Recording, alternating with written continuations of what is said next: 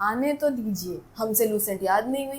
अभी के टाइम पे गवर्नमेंट जॉब मिलना बहुत अपने आप में बहुत बड़ा अचीवमेंट। हम फर्स्ट टाइम वर्दी पहने थे तो हमको अपने आप में इतना ज़्यादा प्राउड फील हो रहा था।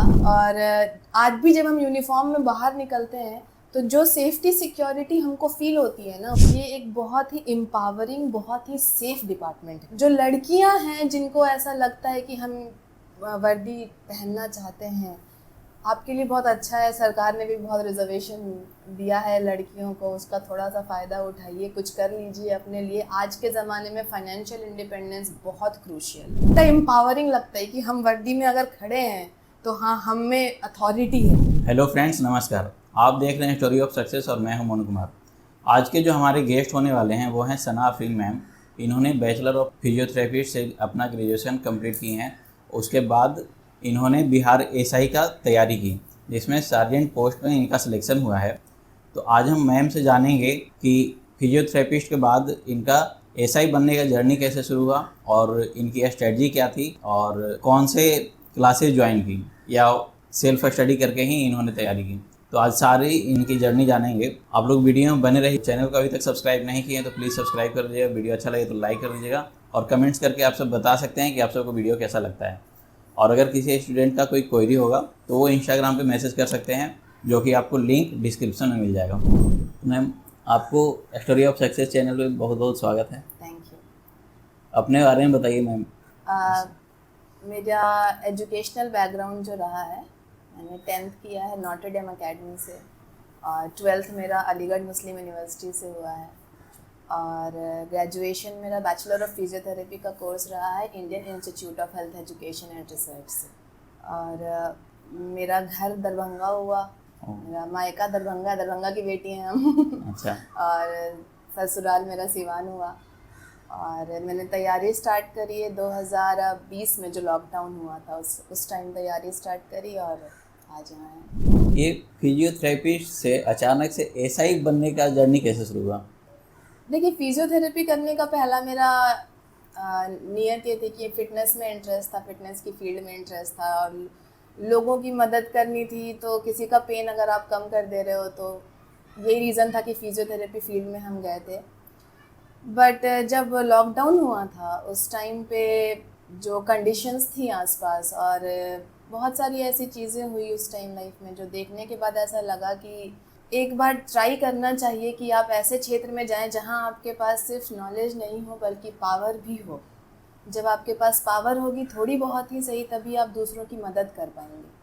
तो उसी टाइम हमने ये शिफ्ट किया था, क्योंकि मेरे पास सब कुछ था, सपोर्टिव फैमिली थी और एक अच्छा बैकग्राउंड था, एजुकेशनल बैकग्राउंड अच्छा था मेरे पास। तो मैंने सोचा एक बार ट्राई करना चाहिए, ट्राई कर लिया। कहते हैं ना, नियति को कुछ करना होता है तो रास्ता बनता चला जाता है। जी बिल्कुल। तो इसलिए अब आते हैं बिहार एसआई का स्ट्रेटजी पे। आपने शुरू कब कहाँ से की और यहाँ तक कैसे पहुँची? देखिए, मेरा बैकग्राउंड चूँकि साइंस का था जी। तो मेरे लिए स्विच करना बहुत मुश्किल था। और स्टार्टिंग में हम बहुत जगह कोशिश किए पता करने का, क्योंकि हम जब प्रिपरेशन स्टार्ट किए तो लॉकडाउन था और उस टाइम कोचिंग्स अवेलेबल नहीं थे, ऑनलाइन अवेलेबल थे और हम बहुत जगह देखे भी। तो कुछ भी एडवाइस करने के पहले हम सबसे पहले ये कहना चाहेंगे कि हर बच्चे के पढ़ने का तरीका अलग होता है। हर स्टूडेंट जो भी है ना, कुछ लोग ऐसे होते हैं जिनको कॉन्सेप्ट चाहिए पूरा, उसके बाद ही वो आगे याद कर पाएंगे जी। और कुछ लोग ऐसे होते हैं जिनको कॉन्सेप्ट थोड़ा कम भी मिल रहा है अगर, तो वो याद कर लेते हैं, रट के काम चला लेते हैं। और मेरे अकॉर्डिंग दोनों तरीके सही है, जो आपको सूट कर जाए। आप अपनी कैपेबिलिटी पे देखो कि आपको कौन सा अच्छा लग रहा है। मेरे हिसाब से हमको कॉन्सेप्ट चाहिए था। तो जब हम स्विच किए तो सबसे पहले हम एनसीईआरटी उठाए थे, क्योंकि कंपैरेटिवली इजी होती है। आप बड़ी मोटी मोटी बुक्स पढ़ने के बाद कम होता है और आपका बेस स्ट्रॉन्ग कर देता है। तो हिस्ट्री, ज्योग्राफी वगैरह एनसीईआरटी से हम स्टार्ट किए थे। जब एनसीईआरटी कंप्लीट हो गया मेरा, अच्छा एक बात और है, इंस्टेड कि आप बहुत सारी किताबों को फॉलो करें, आप कुछ किताबें चुनिए और उनको ही रिवाइज करते चलें। इसलिए बेहतर ये है कि आप कुछ बुक्स आप अपने हिसाब से कहीं पे देख, किसी से मांग के कुछ सैम्पल रीड्स कर लो, आपको समझ में आ जाएगा कि आपके हिसाब की ये बुक है कि नहीं। बुक ऑलमोस्ट सभी अच्छी होती हैं, कोई किसी बुक को बहुत अच्छा या बहुत ख़राब नहीं कह सकता। ऑलमोस्ट सारी बुक्स ठीक होती हैं। आपको कौन सा रीडिंग स्टाइल अच्छा लग रहा है, इस पर डिपेंड करता है। तो आप अपने हिसाब से बुक चुनो। कुछ स्टूडेंट्स हैं जिनको लूसेंट बहुत अच्छी बुक लगती है और है भी, बहुत जल्दी उनको याद हो जाता है। हमसे लूसेंट याद नहीं हुई, मेरे पास है पर हम बहुत ट्राई किए, हमसे बिल्कुल याद नहीं हो पाया। तो इसका ये मतलब नहीं वो बुक खराब है, वो मेरे हिसाब से मेरे लिए नहीं थी। जी बिल्कुल। और मेरे बहुत सारे फ्रेंड्स जिन्होंने ट्रेनिंग करा भी मेरे साथ, उनको लूसेंट उनको पूरी रटी हुई है। तो ये आप डिसाइड करिए कि आपको कौन सा पढ़ने का तरीका सूट कर रहा है।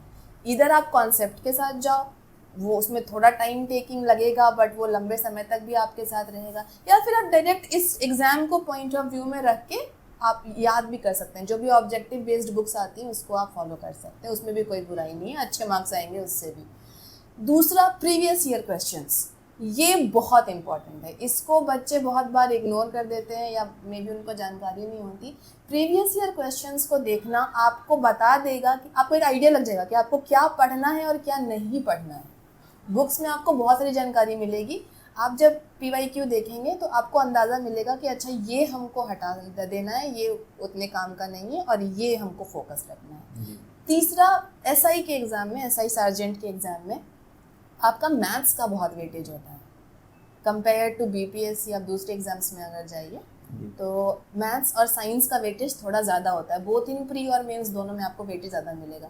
तो बेहतर ये होगा कि जिनकी मैथ्स अच्छी है उनको तो कोई टेंशन की बात ही नहीं है, जिनकी मैथ्स थोड़ी कमज़ोर है वो थोड़ा थोड़ा करके उसके लिए शुरू से ही प्रैक्टिस करते रहें। रोज़ आप आधा 1 घंटा सिर्फ मैथ्स और साइंस को कम से कम ज़रूर दीजिए। उसके बाद है मॉक टेस्ट, ये भी बहुत इंपॉर्टेंट है। मेरे साथ बहुत सारे ऐसे सार्जेंट्स और SI अभी ट्रेनिंग करके आए भी हैं और ट्रेनिंग कर रहे हैं जो ग्रुप्स में पढ़ा करते थे, है ना, 5-6 लोगों का ग्रुप बना के वो मॉक टेस्ट दिया करते थे। एंड अच्छी बात है कि बहुत लोग उसमें से एक ग्रुप में अगर 4-5 लोग हैं तो उसमें से 3 का तो सिलेक्शन हो ही गया। तो मॉक टेस्ट बहुत इंपॉर्टेंट है।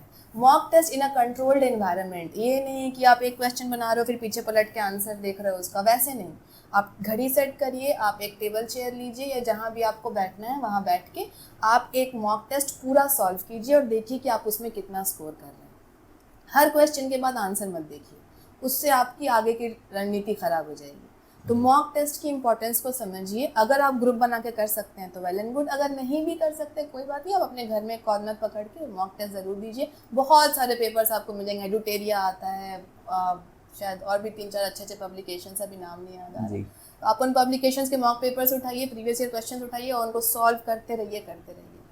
एक बात और है, मैंने किसी टीचर का, एक महिपाल सिंह राठौर सर हैं, अच्छा, हाँ, ये हिस्ट्री पढ़ाते हैं, हिस्ट्री और करंट पढ़ाते हैं। इन्होंने एक बात कही थी जो कि हम स्टार्टिंग में ही उनकी बात हमको याद रह गई कि जब आप पढ़ना शुरू कर रहे हैं ना तो आप ये एम में मत रखिए कि हमको एग्ज़ाम में क्वालिफाई कर ही जाना है। जब आप स्टार्ट कर रहे हो तब आपका एम होना चाहिए कि हमको पढ़ना है, पढ़ना मेरा सिर्फ एक काम है।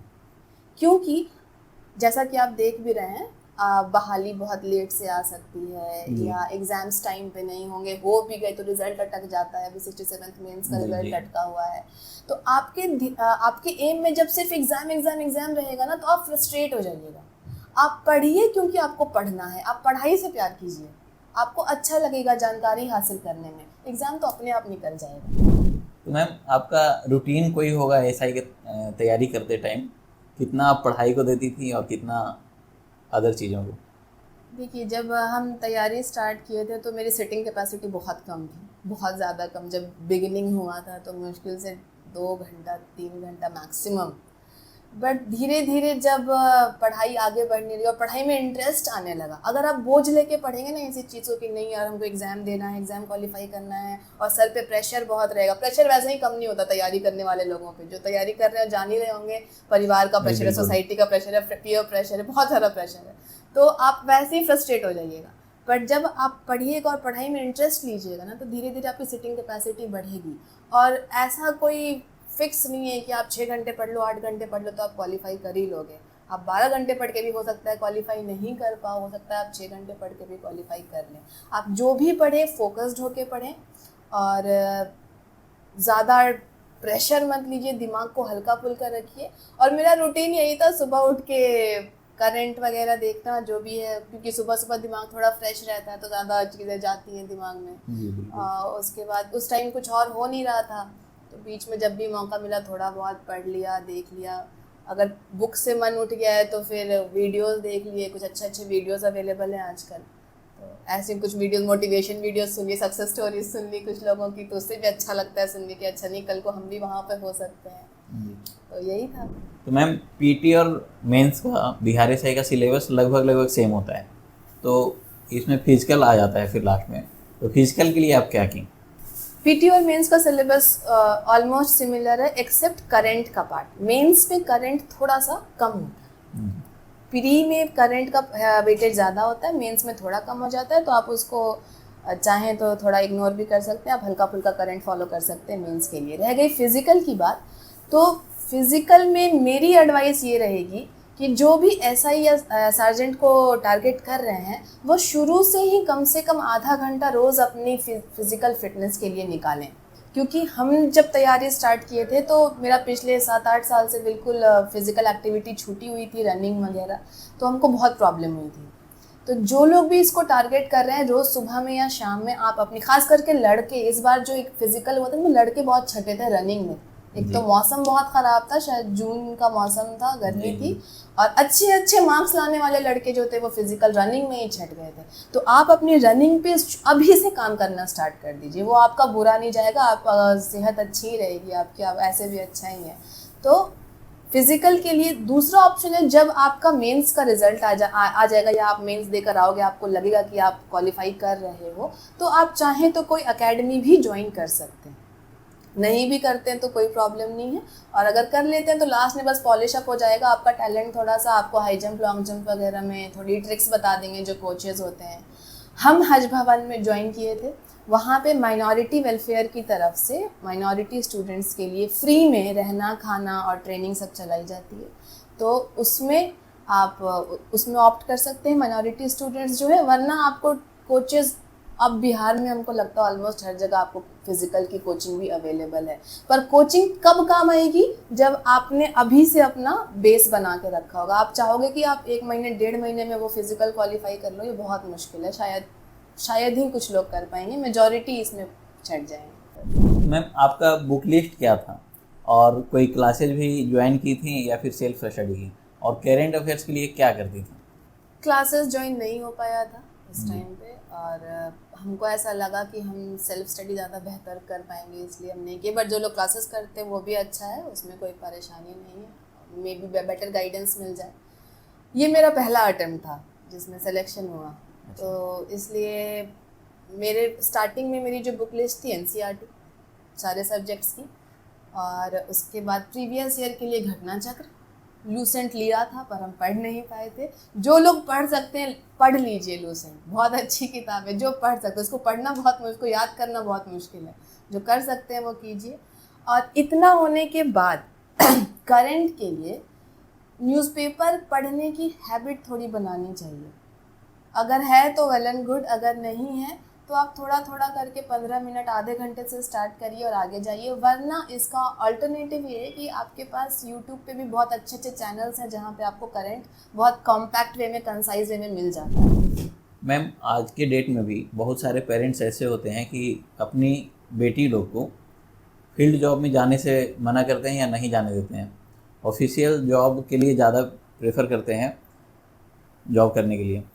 तो आपका इस पे क्या राय है बिहार की लड़कियों के लिए और उन पेरेंट्स के लिए जो ऐसा सोचते हैं?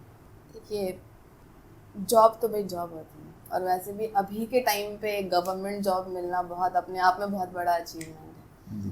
तो हम फील्ड जॉब में पर्टिकुलरली अगर हम अपने डिपार्टमेंट की बात करें, हमको ऐसा लगता है ये इतना एम्पावरिंग डिपार्टमेंट है। जब हम फर्स्ट टाइम वर्दी पहने थे तो हमको अपने आप में इतना ज़्यादा प्राउड फील हो रहा था, हम एक्सप्लेन नहीं कर सकते उस चीज़ को। और आज भी जब हम यूनिफॉर्म में बाहर निकलते हैं तो जो सेफ्टी सिक्योरिटी हमको फील होती है ना, वो वैसे फील करना या किसी और को हम एक्सप्लेन नहीं कर सकते कि वो क्या फीलिंग होती है। तो हम अपने डिपार्टमेंट की सिर्फ अगर बात करें, मेरे हिसाब से ये एक बहुत ही एम्पावरिंग, बहुत ही सेफ डिपार्टमेंट है, स्पेशली फॉर गर्ल्स। और ड्यूटी हो सकता है कभी थोड़ी टफ हो, तो प्रॉब्लम्स कहाँ नहीं होती, हर डिपार्टमेंट में ऐसा हाल है। तो जो पेरेंट्स हैं, जो जिनकी बच्चियां चाहती हैं कि हम इस डिपार्टमेंट में आए, आने तो दीजिए। आप उसका मनोबल बढ़ाइए, आप कहिए कि बेटा तुम करो, हम तुम्हारे पीछे खड़े हैं। और इस मामले में हम बहुत फॉर्चुनेट रहे, मेरी दोनों फैमिलीज़ बहुत सपोर्टिव रही इस मामले में। और जो लड़कियां हैं जिनको ऐसा लगता है कि हम वर्दी पहनना चाहते हैं, आपके लिए बहुत अच्छा है, सरकार ने भी बहुत रिजर्वेशन दिया है लड़कियों को, उसका थोड़ा सा फ़ायदा उठाइए, कुछ कर लीजिए अपने लिए। आज के ज़माने में फाइनेंशियल इंडिपेंडेंस बहुत क्रूशियल है, बहुत ज़्यादा, क्योंकि आप चाहे किसी भी स्टेज ऑफ लाइफ पर हो, अगर आप फाइनेंशियली सेफ होते हो, आप इकोनॉमिकली इंडिपेंडेंट होते हो, आप अपने डिसीजंस ले सकते हो। जी। तो इससे डरना नहीं चाहिए कि फील्ड जॉब है या डिपार्टमेंट की जॉब है तो ये होगा वो होगा। बहुत सेफ डिपार्टमेंट है ये। और आप इससे बस इतना समझ लो कि हम लोग अभी मुहर्रम में हमने ड्यूटी करी है, हमने रात भर ड्यूटी करी है, और कभी नहीं ऐसा फील हुआ कि हम फील्ड में हैं तो कुछ अनसेफ फीलिंग, कभी नहीं। उल्टा एम्पावरिंग लगता है कि हम वर्दी में अगर खड़े हैं तो हाँ, हम में अथॉरिटी है। वो फीलिंग जो आती है उसको एक्सप्लेन करना बहुत मुश्किल है। तो पेरेंट्स को भी यही कहना है, और बच्चों को भी यही कहना है कि कोशिश करिए, अगर आप आ जाएं तो फिर आप भी इस फीलिंग को महसूस कर पाइए। अच्छा हाँ, सार्जेंट का जो पोस्ट है ये कंपैरेटिवली, हालांकि दोनों एसआई और सार्जेंट दोनों बहुत अच्छे पोस्ट हैं, आपका इंक्लिनेशन किस तरफ है वो डिसाइड करता है कि आप कौन सा ऑप्ट करते हैं। बट मेरे हिसाब से कंपैरेटिवली सार्जेंट थोड़ा सा बेहतर हो जाता है एसआई से। इसमें पब्लिक डीलिंग थोड़ी कम हो जाती है, आप मैनेजमेंट के पोस्ट पे रहते हैं, तो इस वजह से लड़कियाँ थोड़ा ज़्यादा प्रेफर करती हैं सार्जेंट का पोस्ट। अच्छा, लड़कियों के लिए ये पोस्ट ज़्यादा अच्छा है मेरे हिसाब से। पर ऐसी भी लड़कियां हैं जो कि अभी थानाध्यक्ष हैं, जो दरोगा हैं, थानाध्यक्ष हैं, और वो बहुत अच्छा रन कर रही हैं। जी। तो मेरे हिसाब से थोड़ा सा कंपैरेटिवली फिजिकल आपका जो ड्यूटी वगैरह होता है थोड़ा कम लगता है। बट अगर आपको लगता है कि आप भी फील्ड में निकल के बहुत अच्छा काम कर सकते हैं तो दरोगा भी वेरी गुड एंड फाइन। जैसा कि मैम आप फिजियोथेरेपिस्ट पढ़ाई की हैं, उसका कोई फ्यूचर प्लान है या फिर यही जॉब अब कंटिन्यू करना है? नहीं, जॉब तो ये रहेगी, जी। और नॉलेज कभी बेकार तो जाता नहीं है। जी बिल्कुल। और प्लान मेरा यही है कि पुलिस डिपार्टमेंट में अब अपनी सेवाएं देनी है। अगर मेरे वरीय पदाधिकारी हमको आदेशित करते हैं कि आप हेल्थ कैंप्स लगाइए या आप कुछ ऐसा एक्टिविटी ऑर्गेनाइज करवाइए जिसमें कि पर्टिकुलरली हमारा department as well as common people दोनों की तरफ हमारा फोकस हो, तो हम बहुत कुछ कर सकते हैं इसमें। क्योंकि थेरेपी एक ऐसा फील्ड है ना जो आपको एक होलिस्टिक अप्रोच देता है एक बेहतर हेल्थ की तरफ। बहुत लोगों को इसकी भी जानकारी नहीं होती है कि फिजियोथेरेपी क्या है।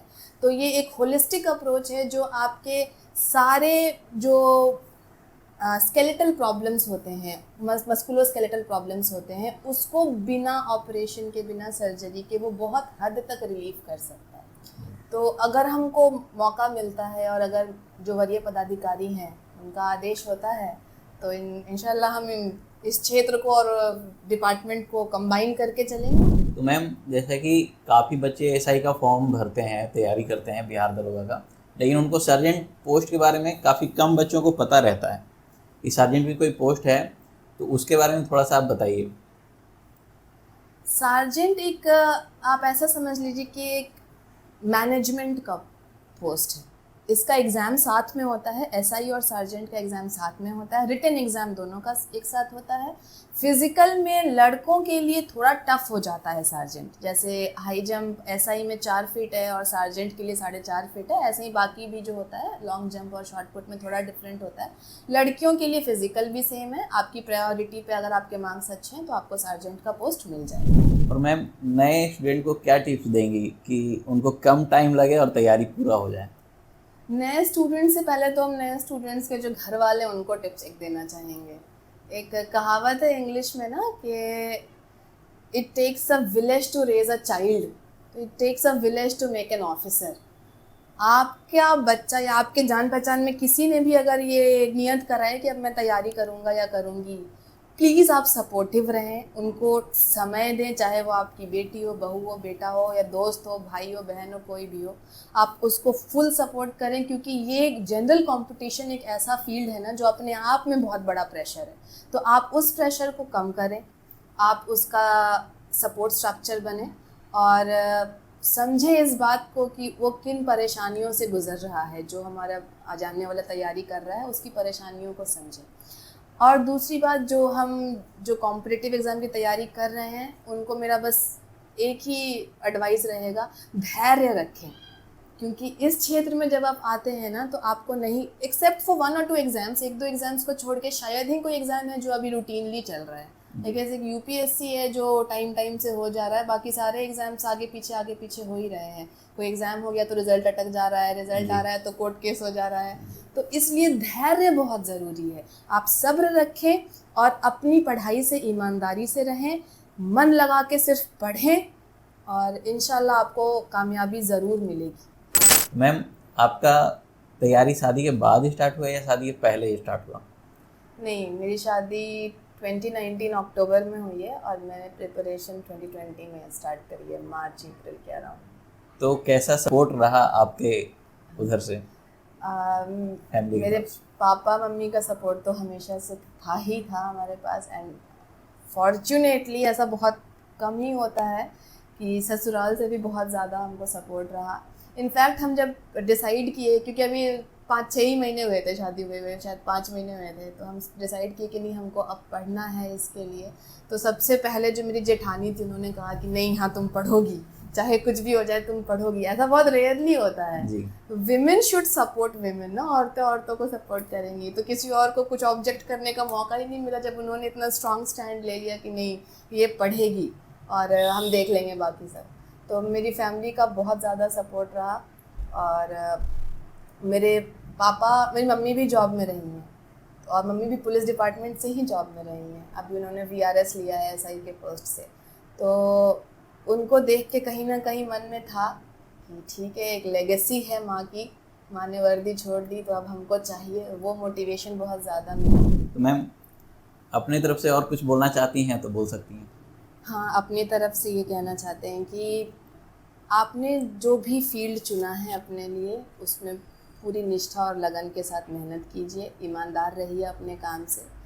और जैसे मेरे लिए था, फिज़ियोथेरेपी मेरा एक पैशन था और वर्दी हमको ऐसा लगता है मेरी ड्यूटी है, और हम दोनों अब पूरी लगन से करना चाहते हैं।